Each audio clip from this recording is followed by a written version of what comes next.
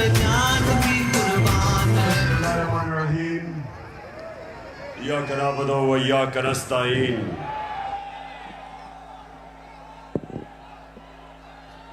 मैं सबसे पहले अपने पिंडी के एमएनएज, मेरे एमपीज, मैं आप सबको मुबारक देता हूं, खराज तहसीन पेश करता हूं कि आपने इतने थोड़े वक्त पे ये जलसे को ऑर्गेनाइज किया और माशाअल्लाह लियाकत बाग में इस तरह का जलसा, इस तरह की रौनक, मैं आप सबको, आपको भी, मेरी बहनों को भी, नौजवानों को भी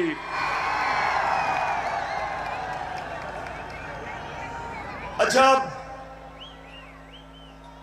आपने बड़ा संजीदा तरीके से मेरी तकरीर सुननी है, क्योंकि आज मेरे मुल्क में कैंपेन चल रही है और मैं उस कैंपेन के ऊपर भी आऊंगा। उस कैंपेन का एक ही मकसद है कि मेरी कौम को हकीकी तौर पे आजाद ना होने दो। मेरे नौजवानों, खास तौर पे आप, मैं भी बैठा आपको देख रहा था, मुस्तकबिल आपका है।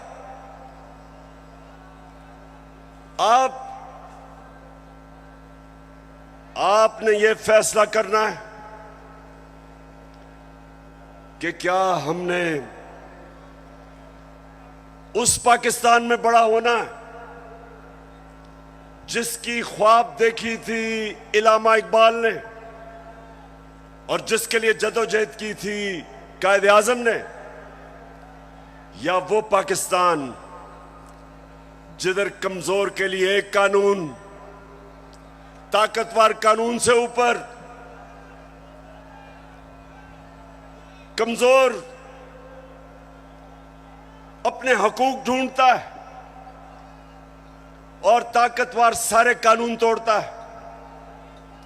ये पाकिस्तान जिस तरफ जा रहा है, मेरे नबी सल्लल्लाहु अलैहि वसल्लम ने तकरीबन 1500 साल पहले कहा था कि तुम्हारे से पहले बड़ी कौमें तबाह हुई। जो कमजोर जब चोरी करता था तो जेल में डाल देते थे, लेकिन जब ताकतवर जुर्म करता था तो वो माशरा उनको नहीं पकड़ता था, कौम तबाह हो जाती थी। आज अगर हमारी कौम एक अजीम कौम नहीं बन सकी तो वो जो मेरे नबी सल्लल्लाहु अलैहि वसल्लम ने 1500 साल पहले कहा था, उस वजह से नहीं हो सकी। जिस मुल्क के ऊपर उसका सारा करप्ट टोला डाकू ईवानों में बैठ जाए और आम आदमी अपने बुनियादी हुकूक की तलाश में हो, जितनी मर्जी चोरी करनी है बड़ा डाकू चोरी करे, उसको पाकिस्तान का जब निजाम, इंसाफ का निजाम नहीं पकड़ता, उस मुल्क का कोई मुस्तकबिल नहीं है। इसलिए मैंने अपनी हकीकी आजादी की तहरीक का आगाज जो आज मैं शुरू कर रहा हूं, मैंने लियाकत बाग से किया, क्योंकि ये एक ऐसा तारीखी जगह है कि जो पाकिस्तान की मूवमेंट में कायदे आजम के साथ लियाकत अली खान खड़े हुए थे, उनकी शहादत यहां हुई थी। मैं ये चाहता हूं कि मेरी सारी कौम आज तैयार हो जाए। जिस जदोजहद के लिए मैं आज आपको निकालने आया हूं, क्योंकि ये आपके मुस्तकबिल का मसला है। इमरान खान का तो अल्लाह सब दे चुका है। वो तो उसका बार बार शुक्र अदा करता है कि जाती तौर पे तो अल्लाह ने बड़े करम किए मेरे पे। लेकिन मुझे आपकी फिक्र है पाकिस्तानियों, जो आज मुल्क से हो रहा है, मुझे आपकी फिक्र है। चोर डाकू जब मुल्क की क़यादत पे बैठे हों और यहां ताकत में वो लोग हों जो जाती मफादात के लिए और अपनी अना के लिए मुल्क के मुस्तकबिल को तबाह करते हैं, इनको सिर्फ अवाम की ताकत शिकस्त दे सकती है। और मैंने अपनी आज कौम से वादा कर रहा हूं कि जब तक मैं अपनी कौम को हकीकी आजादी नहीं दिलवाऊंगा, मैं पाकिस्तान की सड़कों पे होऊंगा, मैं अपने लोगों के अंदर जाऊंगा, मैं अपनी कौम को उठाऊंगा।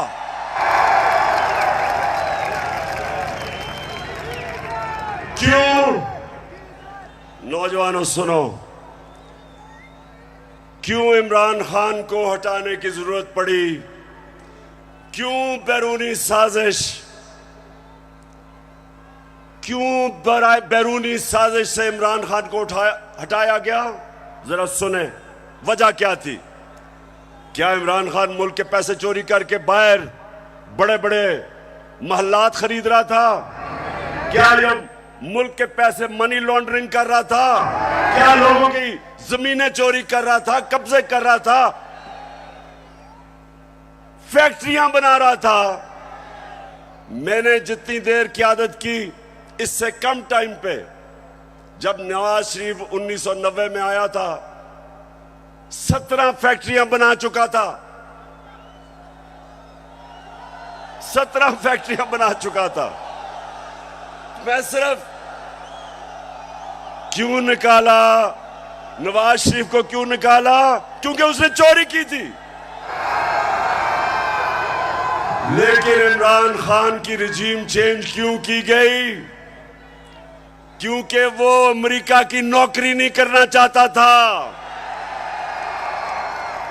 वो एक आजाद फॉरेन पॉलिसी बनाना चाहता था, जिसका मेरी बहनों और नौजवानों समझो आजाद फॉरेन पॉलिसी क्या होती है।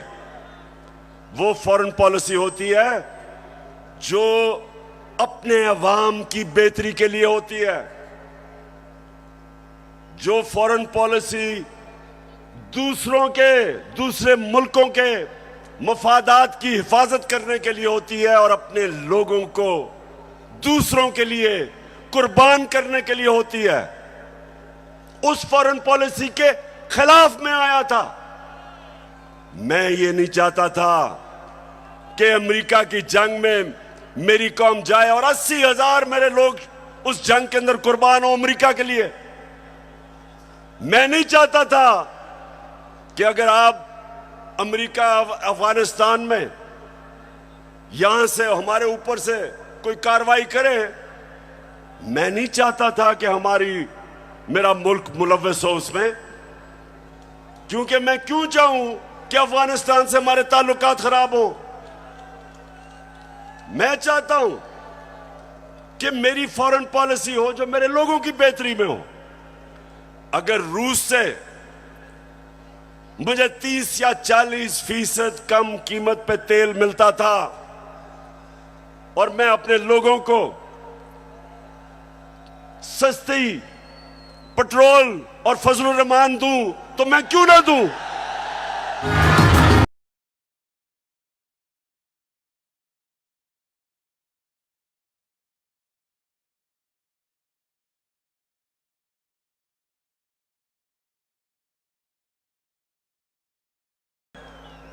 अगर हिंदुस्तान अमेरिका का स्ट्रेटेजिक एलाई, वो रूस से तेल खरीद सकता है और अपने लोगों को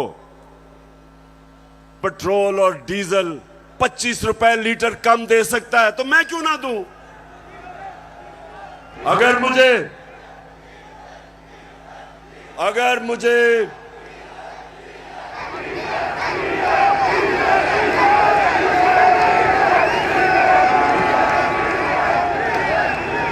सुने नौजवानों, ये जरूरी है सुनना।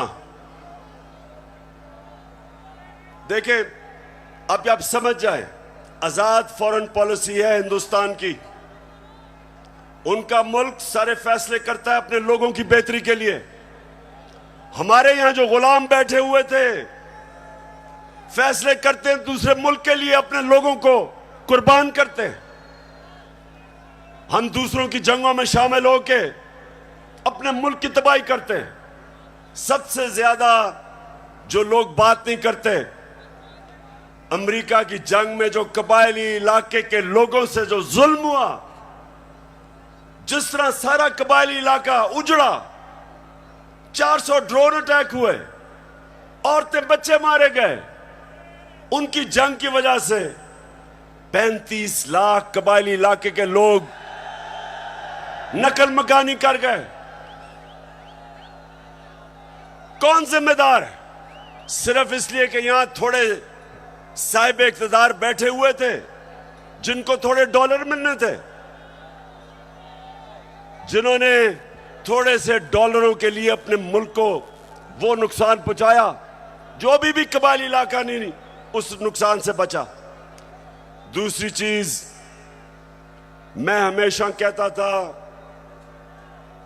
कि अफगानिस्तान में जो अमेरिका गया है, इसका कोई मिलिट्री हल नहीं है, डायलॉग से मसला हल होगा। और यह पसंद नहीं था उनको। और आखिर में मैंने, जब वो अमेरिका वहां से गया, तो उनके भी लोगों ने कहा कि जो मैं कहता था ठीक, लेकिन उनको पसंद नहीं है। उनको आदत पड़ी हुई थी शहबाज शरीफ जैसे गुलामों की, और नवाज शरीफ जो सदर ओबामा के सामने पर्ची पढ़ के थैंक यू कहता था।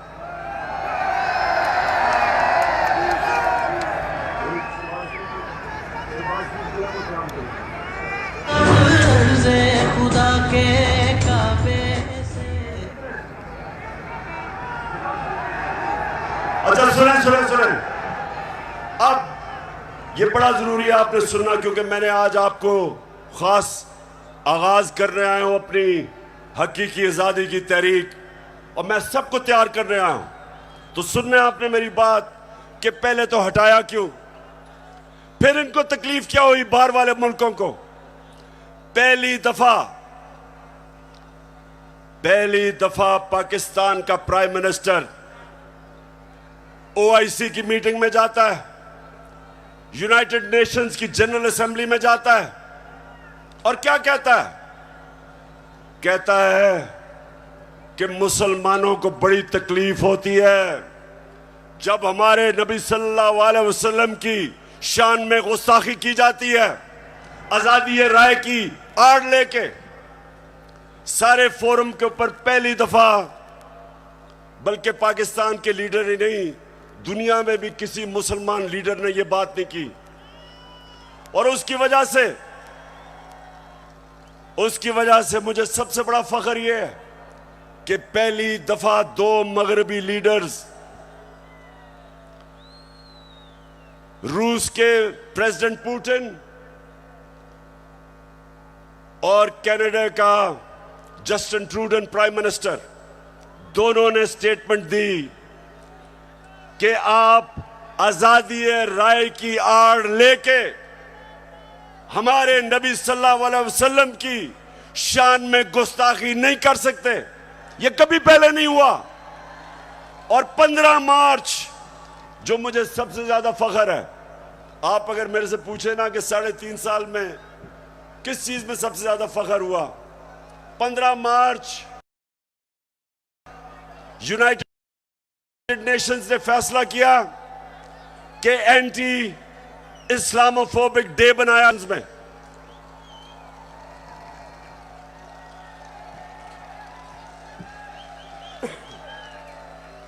तो मेरे पाकिस्तानियों, ये वो लोग जो आदी हुए थे, वो तिफल क्या गिरेगा जो घुटनों के बल चले, इनके आदी हुए थे, आदी हुए थे, उनको पसंद नहीं आया ये। पूरा साजिश हुई। डोनाल्ड लू ने धमकी दी, साजिश पहले से हुई थी, और इन्होंने तब वो गवर्नमेंट गिराई जो उस वक्त 17 साल के बाद सबसे बेहतर माशी तरक्की कर रही थी। 17 साल के बाद आखिरी 2 साल में 5.6% और 6% पाकिस्तान इकोनॉमिकली हमारी ग्रोथ रेट थी, हमारी दौलत में इजाफा था। उस गवर्नमेंट को गिराया जिसकी रिकॉर्ड एक्सपोर्ट्स थी, रिकॉर्ड टैक्स कलेक्शन, बैरून मुल्क पाकिस्तानियों ने रिकॉर्ड रेमिटेंसेस भेजी। उस गवर्नमेंट को इन्होंने गिराया। किसानों के लिए बेहतरीन जो हमने पैकेजेस दिए, रिकॉर्ड फसलें हुई, उस गवर्नमेंट को इन्होंने गिराया। और उन्होंने गिराया इसलिए कि इनको इमरान खान नहीं चाहिए था, इनको चेरी ब्लॉसम चाहिए था। अब देखो, ये जरा देखें, होके आया हूँ मैं, यूएई के होके, अभी मैं तुर्की होके आया हूँ, और मैंने उन भाइयों को कहा कि आप हमारे बड़े अजीम भाई हैं, हमेशा आपने हमारी मदद की।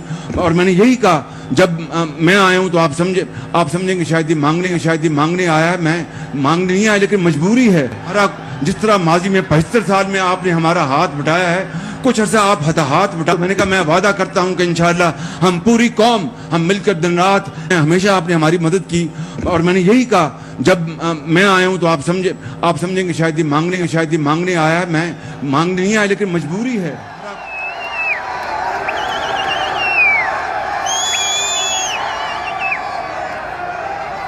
तो मेरे नौजवानों, मैं इसलिए आपके पास आया हूं, मैं भी मांगने नहीं आया, मैं आपको तैयार करवाने आया हूं कि अगर इस वक्त मेरी कौम खड़ी नहीं होगी, इस तरह के लोगों की गुलामी करेंगे जो कहता है कि जी हम तो भिखारी हैं, बेगर्स आर नॉट चूजर्स। तो मैं, अब सुने जरा मेरी बात, मैं अगली बात करना चाहता हूं। देखिए, पाकिस्तान में जब ये आए, अब मैं सिर्फ बताना चाहता हूं कि लोगों से हुआ क्या 4 महीने में। मुझे जितने लोगों ने बताया कि जब उनके पास बिजली के बिल आए, कौम के ऊपर गुजरी क्या है, कि किस तरह उनको समझ नहीं आ रही, आम सफेद पोश लोगों को, कि बिजली का बिल दें, बच्चों की फीस दें, खाना दें। बिजली जो हमारे जमाने में 18 रुपए यूनिट था, मैंने 5 रुपए यूनिट सब्सिडी दिलवाई कि कम करो, वो आज 36 रुपए यूनिट है, दुगनी हो चुकी है। आज हमारी इंडस्ट्री जो सबसे तेजी से लार्ज स्केल मैन्युफैक्चरिंग तेजी से जो बढ़ रही थी, दौलत में इजाफा हो रहा था, सारे बर्रे सगीर में सबसे ज्यादा रोजगार पाकिस्तान में था वर्ल्ड बैंक के मुताबिक। तो इन्होंने जो महंगाई की है, बिजली की कीमतें बढ़ाई हैं, पेट्रोल और फजलुर रहमान की जो कीमत बढ़ाई है, उससे आप समझते कि कितना नुकसान हुआ है इंडस्ट्री, हमारी इंडस्ट्री को नुकसान, बेरोजगारी बढ़ रही है। हमारा तो यहां नौजवान आबादी है, अगर हम रोजगार नहीं देंगे ये लोग किधर जाएंगे? कितने लोग मुल्क से बाहर जा सकते हैं? तो ये जो मैं आज आपके पास सिर्फ अब आपको बताऊं कि इन्होंने जो सारे चोरों के टोला ने मिलके कि जी बहुत महंगाई कर दी इमरान खान ने, मैं ये जरा आप सिर्फ थोड़ा आराम से सुने कि इन्होंने किया क्या है। पहले मैं आता हूं ताकि आपको पता है, हमने हमजा कुकड़ी को शिकस्त दी, और आपको पता है उसका मुर्गी का कारोबार है। तो जब हम आए थे मुर्गी का गोश्त केजी जो बिक रहा था, ये हमारे दौर में साल पहले 160 रुपए केजी, आज पहुंच गया 270 रुपए केजी। पेट्रोल एक साल पहले 120 रुपए लीटर, आज पहुंच गया 234 रुपए लीटर। प्याज मैं इसलिए कह रहा हूं क्योंकि आम आदमी प्याज खाता है। साल पहले 44 रुपए, आज 86 रुपए, 86 रुपए केजी एक साल के अंदर। अंडे दर्जन हमारे जमाने में 155 रुपए, आज 211 रुपए। चावल साल पहले 95 रुपए, आज 121 रुपए। दाल माश आम आदमी खाता है, साल पहले 240 रुपए, आज 366 रुपए। चक्की का आटा साल पहले 70 रुपए केजी, और आज 105 रुपए केजी। ये खाने पीने की आम आदमी की मैं चीजें बता रहा हूं, मैं पैसे वालों का हालात नहीं बता रहा, मैं अपने आम पाकिस्तानियों का बता रहा हूं।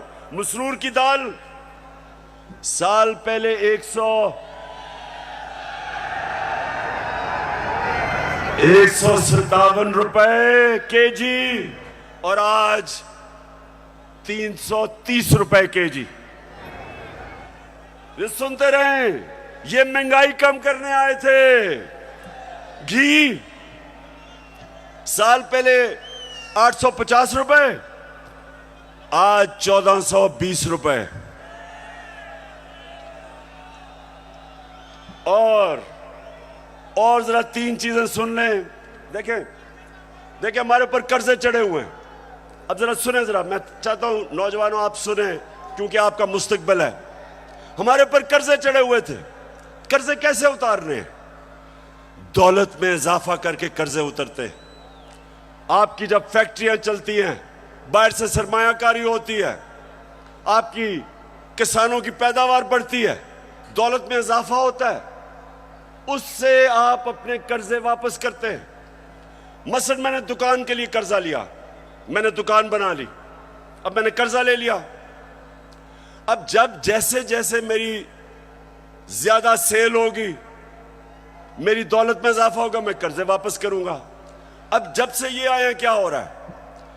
बजाय दौलत में इजाफा होने के फैक्ट्रियां बंद हो रही हैं। इन्होंने बिजली की कीमत उधर पहुंचा दी और गैस की। फैक्ट्रियां मुकाबला नहीं कर सकती हिंदुस्तान का, एक्सपोर्ट्स गिर रही हैं। एक्सपोर्ट्स हमारे जिस महीने हम छोड़ के गए थे, एक्सपोर्ट्स 3.1 अरब डॉलर था, आज एक्सपोर्ट्स इस महीने 2.2 अरब डॉलर, जो 3.1 अरब डॉलर से एक्सपोर्ट नीचे आ गई 2.2 अरब डॉलर पे। रेमिटेंस जो बैरून मुल्क पाकिस्तानी पैसा भेजते हैं, हमारे आखिरी महीने में 3.1 अरब डॉलर, वो नीचे आके 2.5 अरब डॉलर पे आ गई। मतलब कि दौलत में इजाफा नहीं हो रहा, कर्जे बढ़ते जा रहे हैं। इनके पास हल क्या है? आर्मी चीफ से टेलीफोन करवा रहे हैं सऊदी अरेबिया को कि जी पैसे दे दो, क्योंकि इनको तो सारे समझते हैं कि चोर है ये, इनको तो पैसे कोई नहीं देता। तो आर्मी चीफ अमेरिका को कभी टेलीफोन कर रहा है, कभी यूएई को कर रहा है, कभी सऊदी को कि जी पैसे दे दो। तो इससे क्या होगा? वो तो कर्जे देंगे, कर्जे बढ़ते जा रहे हैं। कर्जे वापस कैसे कर रहे हैं? दौलत में तो इजाफा नहीं हो रहा। और इसलिए मेरे पाकिस्तानियों, इसलिए मैं इनको कहता हूं कि एक ही तरीका है इस मुल्क को इस दलदल में जो घुसा रहे हैं निकालने का, और वो है साफ और शफाफ इलेक्शन। एक ही रास्ता है। लेकिन ये सारे खौफजदा हैं। इन्होंने जब हुकूमत गिराई, नौजवानों सुनो, हुकूमत जब गिरवाई, इनका ख्याल था पार्टी का जनाजा निकल गया। उसके बाद जब पब्लिक सड़कों पे आ गई, इन्होंने 25 मई को हमारे ऊपर जुल्म किया दहशत फैलाने के लिए। उसके बाद 17 जुलाई को बाई इलेक्शन हुआ पंजाब का, हमजा कुकड़ी फारग हो गया, हम जीत गए। सितम के कोहे गरा रूई की तरह उड़ जाएंगे हम महकूमों के पांव तले। ये धरती धड़ धड़ धड़केगी और अहले हुक्म के सहरुख पे जब बिजली कड़कड़ कड़केगी हम देखेंगे लाजिम है कि हम भी। तो जब 17 जुलाई धांधली के बावजूद ये जो इन्होंने चीफ इलेक्शन कमिश्नर बैठाया हुआ है, इसने पूरी खिदमत की मरियम की और हमजा की, पूरी कोशिश की, धांधली की, इंतजामिया इनके साथ, पुलिस इनके साथ। उसके बावजूद पाकिस्तानी कौम, पंजाब के लोग इतनी तादाद में निकले कि इलेक्शन हार गए धांधली के बावजूद। उसके बाद इनको और खौफ आ गया।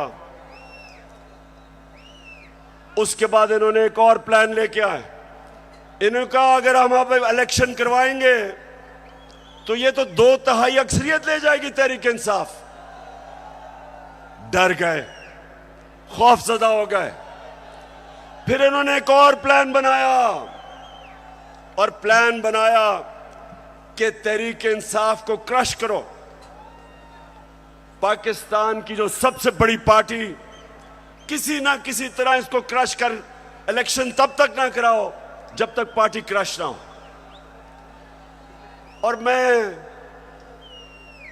बार बार आइन और कानून के बीच में रहता रहा। 25 मई को जो इन्होंने जुल्म किया, उसके बावजूद अगर मैं उस दिन डी चौक में, अगर मैं उस दिन वहां से अपना धरना खत्म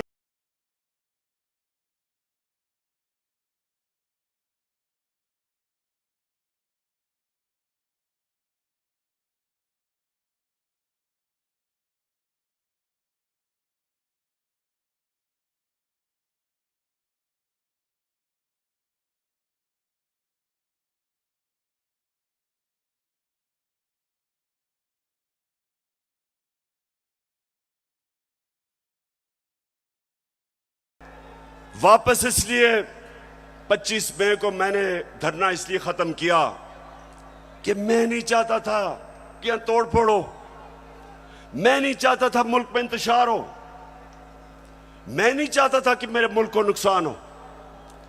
और मुझे पता था कि जिस तरह पुलिस ने दहशतगर्दी की और रेंजर्स ने हमारे ऊपर जिस तरह रबर बुलेट चलाई औरतों बच्चों पे, मुझे पता था कि अगले दिन इंतशार होना था। मेरे ऊपर केसेस कर दिए, 16 FIR मेरे पे काट दी। उसके बाद इन्होंने क्या किया, जरा गौर से सुने ताकि मैं आपको अपना अगला लाएअमल बताऊं। इन्होंने किया क्या?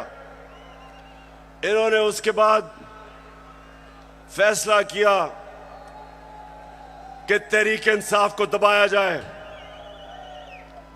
हमारे वर्कर्स के ऊपर FIRs, धमकियां,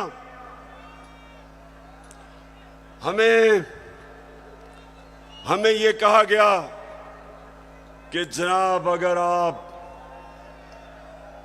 अगर आप किसी किस्म का अगर आपने किसी किस्म का कानून तोड़ा तो सारा स्टेट की ताकत आपके ऊपर आ जाएगी। एक बहुत बड़ा इस्लामाबाद में तब्दीली भी हुई। एक मिस्टर एक्स उधर लाहौर में और एक मिस्टर वाई को इस्लामाबाद लाया गया हमें सीधा करने के लिए। देखें, मैं अब आता हूं जिस चीज के ऊपर मुझे सबसे ज्यादा तकलीफ है। इन्होंने शहबाज गिल को पकड़ा, अगवा किया, उसको पकड़ के अंदर ले गए, नंगा करके उसको मारा।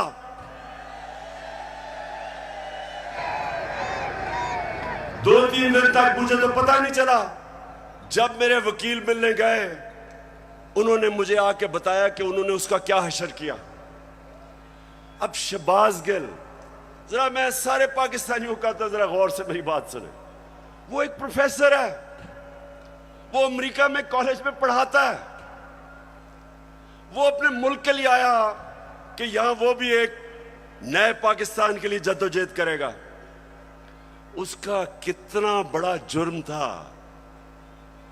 कितना बड़ा जुर्म था कि पहले उसको उठा के उसकी गाड़ी का शीशा तोड़ा, उसको उठा के ले गए। उसके ड्राइवर की बीवी को उठा लिया, 10 महीने की बेटी उसकी, उसको ले गए और उसको नंगा करके इन्होंने उसको मारा, उसकी तस्वीरें बनाई। जब वो ज़हनी तौर पे जब वो डिस्टर्ब हुआ तो उसकी तस्वीरें बनाई। मैं वो लोग जिन्होंने ये किया, मैं उन सारों को आज उनसे मुखातिब हूं कि आप सोचें कि आपसे ये होगा, कभी हुआ तो आपके और आपकी फैमिली के ऊपर क्या गुजरेगी। सोचें, एक इंसान की आप डिग्निटी खत्म कर रहे हैं। उसको जानवर भी इस तरह की हरकतें नहीं करते। अल्लाह कुरान में कहता है कि मैंने इंसान को वो सलाहियत दी है कि फरिश्तों से भी ऊपर बना दिया, लेकिन साथ वो ये भी कहता है कि जब इंसान गिरता है वो जानवरों से भी नीचे चला जाता है। ये जो इन्होंने किया है, ये जानवरों से भी नीचे चले गए हैं। खुदा के काबे से सब बुत उठवाए जाएंगे, हम रहले सफा। फिर झूठ बोला जाता है। सारे डरे हुए होते हैं। सुपरिटेंडेंट सच नहीं बताते कि उसके ऊपर तशद्दुद हुआ, छुपाने की कोशिश की जाती है। और मुझे जो अफसोस हुआ कि मैजिस्ट्रेट ज़ेबा, जब आपके सामने एक आदमी आया और तशद्दुद पुलिस कर चुकी थी उस पर, क्या आपको वापस पुलिस के पास उसको भेजना चाहिए था? आपको तफ्तीश नहीं करनी चाहिए थी? ये आपको इंसाफ का तकाजा था कि जब एक आपको नजर आ रहा था कि वो बिल्कुल टूट चुका था, जो उन्होंने उसे जुल्म किया था, उसके बावजूद वापस भेज दिया पुलिस के पास। और फिर कहते हैं जी किसी को तौहीन हो गई। ये आप जो इतना बड़ा रुतबा है जज का, उससे आप इंसाफ नहीं कर रहे। और जो आईजी और डीआईजी इस्लामाबाद, इनके ऊपर, दोनों के ऊपर केसेस हमने दर्ज करवाए हैं, आप इनके ऊपर एफआईआर कटवाई है। और मैं सारी अपनी कौम को कहता हूं कि ये आजाद मुल्कों में ऐसी चीजें नहीं होती। सिर्फ गुलाम मुल्कों में, जिधर आपके हकूक नहीं होते, जिधर इंसाफ नहीं होता, जिधर आइन की और कानून की बालादस्ती नहीं होती, उन कौमों में ये होता है। वहां लोग गुलाम होते हैं, वो कभी ऊपर नहीं आ सकते। जिस कौम के अंदर इंसाफ नहीं होता, वो कभी ऊपर नहीं आती। नबी सल्लल्लाहु अलैहि वसल्लम ने मदीना में लोगों को इंसाफ दे के आजाद कर दिया था। उन्होंने सबको कानून के सामने एक बराबर खड़ा कर दिया था। कोई ताकतवर किसी कमजोर पे जुल्म नहीं कर सकता था, इसलिए वो आजाद हो गए थे। हमारा हर जगह ये जो शहबाज गिल का केस है कि नवाज शरीफ ने उससे बहुत बुरी बातें पाकिस्तानी फौज के खिलाफ की है। देखें जरा इनकी टेप से इन्होंने क्या क्या कहा हुआ पाकिस्तानी फौज के ऊपर। नवाज शरीफ ने, ख्वाजा आसिफ ने, मरियम ने, उनको क्यों नहीं पूछते? क्योंकि वो ताकतवर हैं। वो बेचारा अमेरिका से आया था, कहा कि उसको पूछने वाला कोई नहीं, उसको इस तरह आपने जलील करके। और मुझे शर्म आती है कि हमारे मुल्क में इस तरह की इंसानों को जलील किया जाता है। और इंशाअल्लाह इसका हम पूरा कानूनी तौर पे हम पूरा इंसाफ लेके रहेंगे इसके ऊपर। बाजवा साहब, आपने हमारी अच्छी भली चलती हुकूमत को रुखसत करवाया, जजों से जोर जबरदस्ती से फैसले आपने लिखवाए। जनरल बाजवा साहब, आपको 2018 इलेक्शन में अवाम के मैंडेट की चोरी का हिसाब देना है। हाँ, नवाज शरीफ ने ये जरूर किया कि उसने किरदारों और इदारों के दरमियान एक वाज़ेह लकीर खींच दी है। एक या दो अफराद इदारा नहीं हुआ करते, एक या दो अफराद इदारों की बदनामी का बायस बना करते हैं।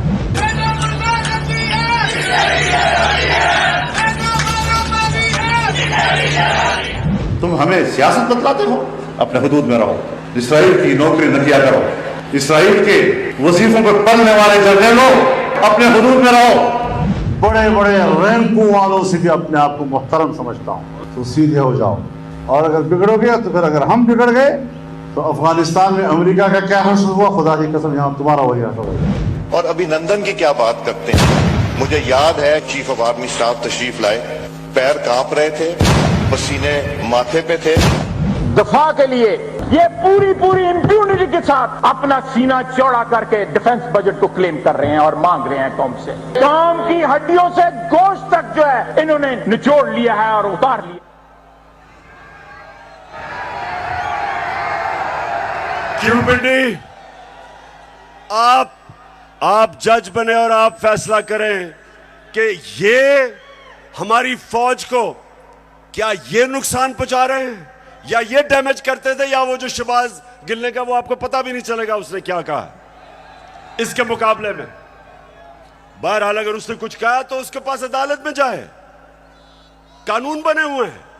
लेकिन नंगा करके किसी के ऊपर तशद्दुद करना ये किसी भी इंसानी माशरे में नहीं होता, ये सिर्फ जानवरों के माशरे में, बल्कि वो भी मैं कहूंगा कि ऐसे नहीं होता। अच्छा,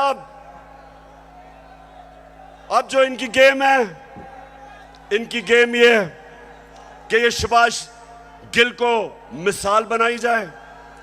ARY जो कि हमारा मौकफ, तहरीक इंसाफ का मौकफ पेश करता था, जो पाकिस्तान की नंबर 1 चैनल बन चुकी थी, उसको सिर्फ इसलिए बंद किया गया कि जनाब किसी तरह तहरीक इंसाफ का मौकफ ना पेश किया जाए।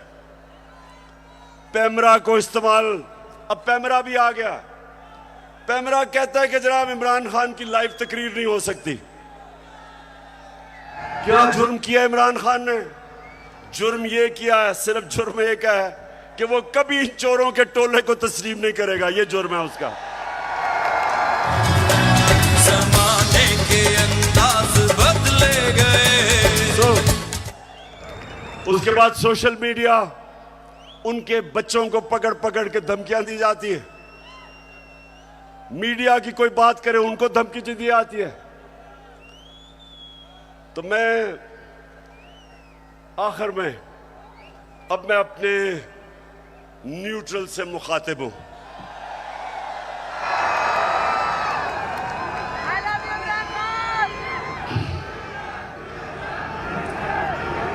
मैं सबसे पहले आपको यह बताना चाहता हूं, वो वाले जो 4 लोगों की इनकी स्टेटमेंट है ना,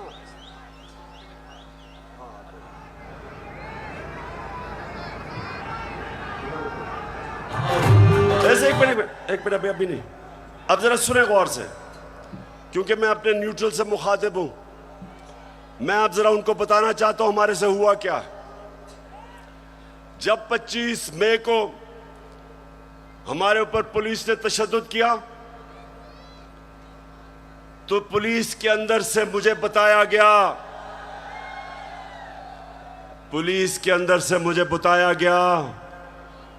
कि जनाब ये पीछे से हमें हुक्म था,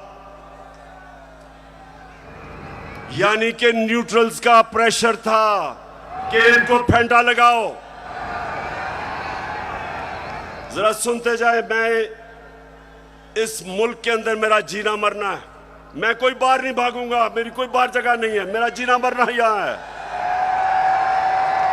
और शायद बाकियों से ज्यादा मुझे इस मुल्क की फिक्र है। तो मुझे यह कहा गया कि ना जनाब हमारे पीछे से प्रेशर है। फिर ये जो चीफ इलेक्शन कमीशन हर फैसला हमारे खिलाफ दे रहा है, पूरा ये जो मुझे डिस्क्वालीफाई करने की कोशिश है, अंदर से पैगाम आता है कि जी मैं तो वो तो कुछ नहीं कर रहा, पीछे से प्रेशर है बूट का।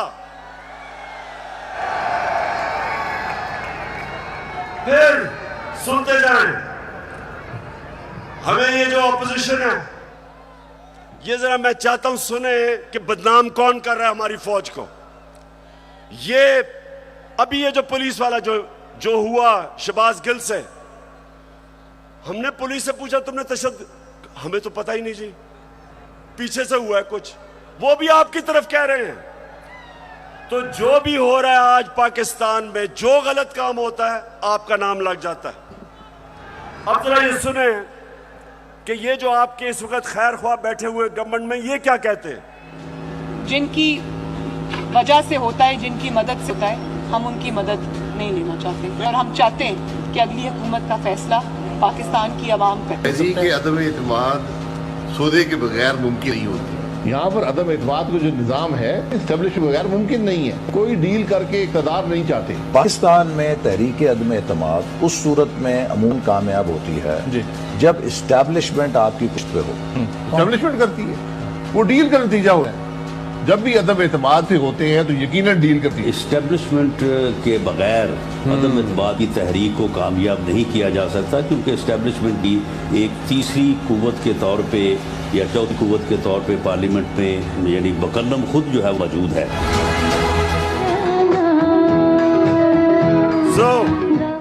सो मैं ये सवाल पूछता हूं, कौन किसको बदनाम कर रहा है। और उसके बाद जरा सुनते रहे, हमें पैगाम आता है, मेरे घर से कोई मिलने आता है, उसको टेलीफोन आ जाता है एजेंसी से जी कि जी आप क्या करने गए थे। मेरे घर में लोग मिलने आ रहे हैं, पुलिस खड़ी है नीचे, उनके जूते उतार रही है। ये पुलिस नहीं कर रही, पुलिस हमें खुद बताती है कि पीछे से न्यूट्रल्स का हुक्म है हमें। तो मैं आज पूछता हूं कि क्या आप न्यूट्रल हैं या नहीं हैं, बताएं हमें। और अगर नहीं है तो क्यों इस मुल्क को इतना नुकसान पहुंचा रहे हैं।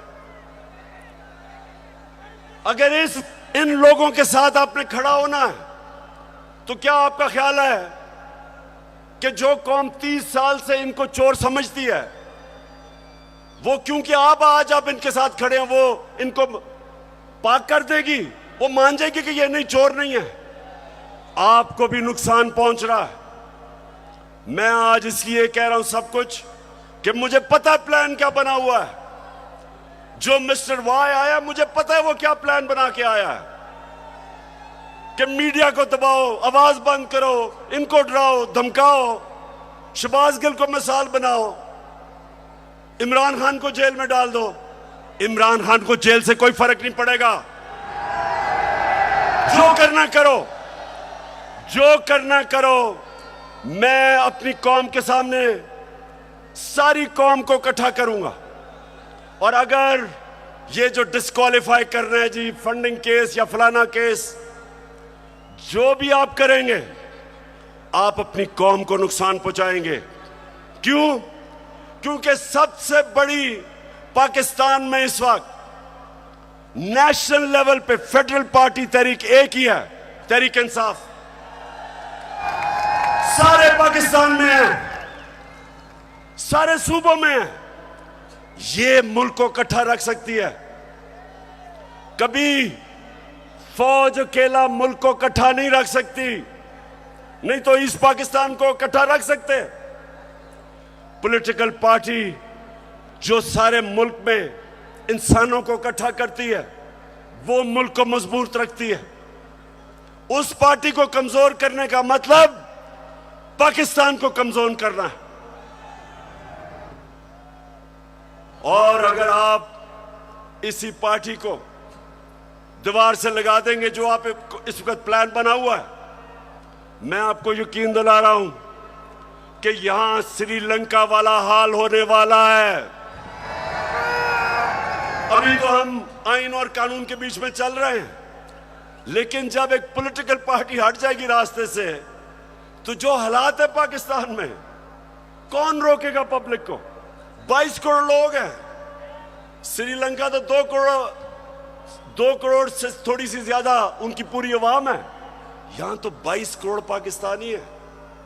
जो हालात हैं, अगर इसमें आप पॉलिटिकल पार्टी को खत्म करके इन चोरों को ऊपर मुसल्लत करेंगे, नुकसान तो मुल्क है।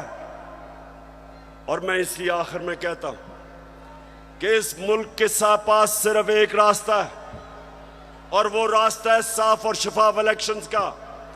ये जो बाकी तरीके इख्तियार किए जा रहे हैं, एक वो सेटअप, एक जिनके पास पब्लिक में निकल नहीं सकते, जलसा वो नहीं कर सकते, उन लोगों को अगर, और 30 साल से जो चोरी कर रहे हैं, अगर आप समझते हैं कि ये कौम उनको एक्सेप्ट कर जाएगी, कौम भी नहीं एक्सेप्ट करेगी, कोई भी इन्हें एक्सेप्ट नहीं करेगा, ना बाहर इनकी क्रेडिबिलिटी, ना पाकिस्तान में।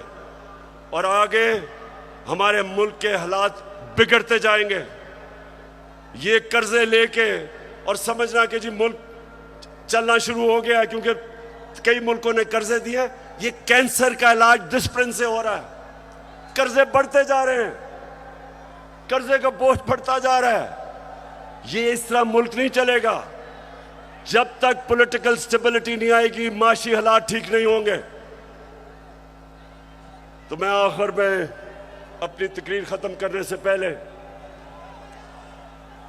बलूचिस्तान के लोग, सिंध के लोग और राजनपुर और डेरा गाजी खान जिधर सैलाब आए हुए हैं, उधर के लोगों के लिए एक तो हम दुआ भी करते हैं, और मैं सारी गवर्नमेंट्स को, पंजाब की गवर्नमेंट को कह रहा हूं कि पूरी तरह मदद करें हमारे इलाकों में। केपी की गवर्नमेंट को कहूंगा कि जो भी हम कर सकें बलूचिस्तान में करें, और जो भी हालात हैं, मैं चाहूंगा कि जो हमारे लोग बड़े खुल के ऐसे मौके पे मोबिलाइज होते हैं, इन लोगों की मदद करें, क्योंकि लोग इस वक्त सैलाब की वजह से बहुत मुश्किल में। और आखिर में मैं ये भी मुबारक देना चाहता हूं सबको कि अभी जो कराची में बाय इलेक्शन है, तहरीक इंसाफ जीत गई है। पाकिस्तान जिंदाबाद।